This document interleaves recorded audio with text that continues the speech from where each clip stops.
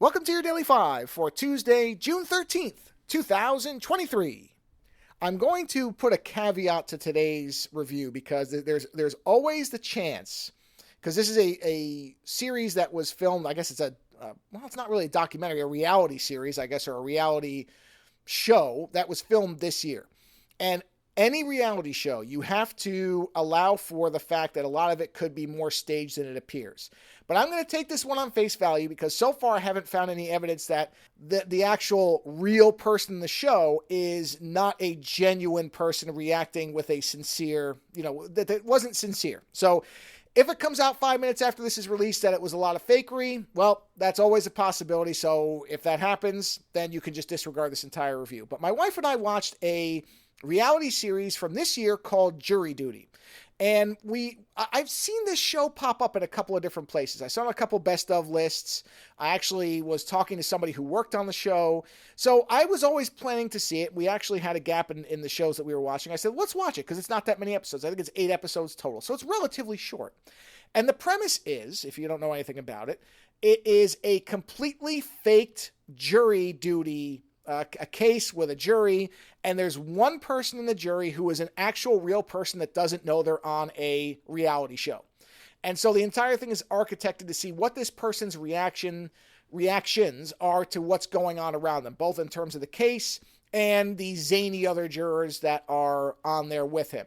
Now, I think placing it in Los Angeles was smart because I think in some places the person would have figured out right away that there was something not right about the jury. But LA is like San Francisco, New York, the number of cities where when there's weird stuff going on, you chalk it up to where it is.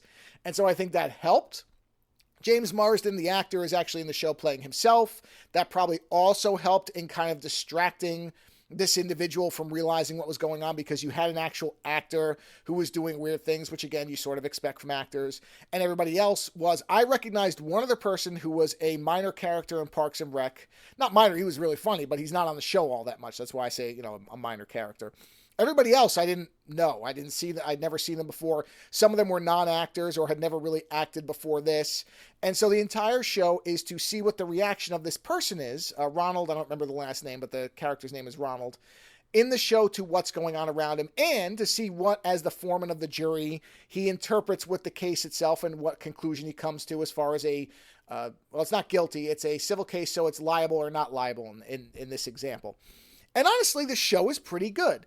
Now, it's not necessarily always funny because I do think that there's some actual stuff that they're getting into with the case and kind of how people react and prejudices and that type of thing.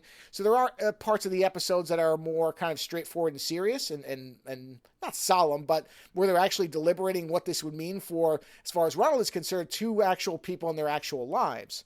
But there is also a lot of comedy that usually comes in the form of sort of things that are going on that Ronald is kind of wondering what he's in the middle of, and that's the reactions, of course, but then also the case. And I really think it's a pretty good show. Now, it's not one that I think that the biggest problem, I don't know if this is a problem. It's a show you'll watch once, you'll likely never watch again because the central conceit is there, the gimmick is there, you experience it, and that's kind of the fun. And I also hope they never try to do this again because I think this is one of those shows where now people, if they're aware of it, will think that they're on some kind of sketch show. I don't know that it could ever work again the way that this was done. You could probably do it in a different scenario, maybe, but this is kind of a perfect one and done type of thing where it's like, okay, we did this one gimmick, we managed to pull it off, and there's a great bit in the last episode showing you how they had to scramble to hold this whole thing together, that it could have come apart at multiple points, which I think is fascinating, and I'm glad they put that into that last episode. But overall, I thought it was good, and it does have a heartwarming ending. Again, assuming none of this is faked, you just don't know. You have to caveat it all with that now with reality because you just really don't know. But assuming that this is honest and sincere and that his reactions and his lack of awareness is legitimate, it is actually a rare example of a show that got me thinking, oh, you know what? That's a nice way for something to end. This is somebody who you're glad to see end up where they did. So it's on, if you have Amazon Prime, you get no ads with it, or you can watch it on their Freevee service, which I believe is ad supported. But I had Prime, or have Prime, so there were no ads. Wife and I both enjoyed it. We thought it was really good. It was an interesting idea.